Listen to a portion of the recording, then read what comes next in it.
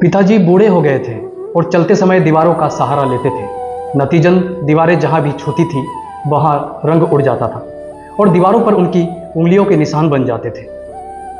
मेरी पत्नी ने यह देखकर अक्सर गंदी दिखने वाले दीवारों के बारे में शिकायत करती थी। एक दिन पिताजी को सिर दर्द हो रहा था, इसलिए उन्होंने अपने सिर पर थोड़ा तेल मालिश किया। इस कारण चलते समय दीवारों पर तेल के दाग बन गए।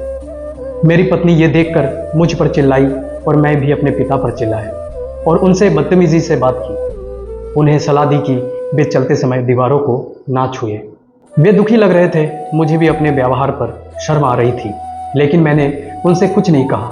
पिताजी ने चलते समय दीवारों को पकड़ना बंद कर दिया और एक दिन वे गिर पड़े। वे बिस्तर पर पड़ गए और कुछ ही समय में हमें छोड़कर चले गए।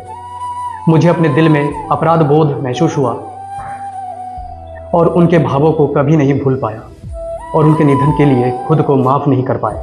कुछ समय बाद हम अपने घर की पेंटिंग करवाना चाहते थे।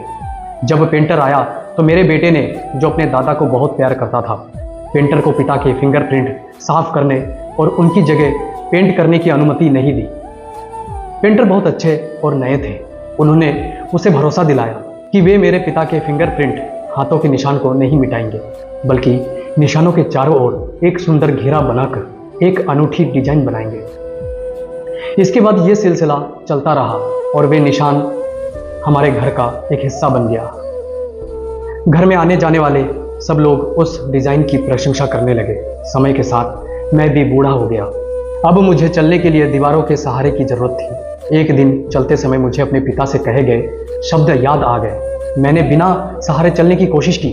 मेरे बेटे ने यह देखा और तुरंत मेरे पास आया और मुझे दीवारों का सहारा लेने के लिए कहा, चिंता व्यक्त करते हुए कि मैं बिना सहारे के गिर जाऊंगा।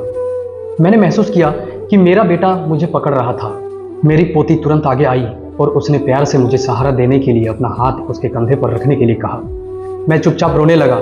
अगर मैं अपने पिता के लिए भी ऐसा किया होता तो वे लंबे समय तक जीवित रहते। मेरी पोती मुझे साथ ले गई और उसने मुझे सोफे पर बिठा दिया।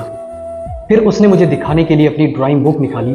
उनकी शिक्षिका ने उसकी ड्राइंग की प्रशंसा की और उसे बेहतरीन टिप्पणियां दी। स्केच दीवारों पर मेरे पिता के हाथ के निशान का था। स्केच के नीचे शीर्षक था, काश हर बच्चा बड़ों से इस तरह प्यार करता। मैं अपने कमरे में वापस आ गया और अपने पिता से माफ़ी मांगते हुए फूट फूट कर रोने लगा, जो अब इस दुनिया में नहीं थे। हम भी समय के साथ बूढ़े हो जाएंगे।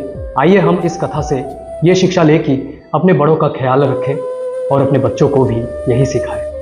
नमस्कार।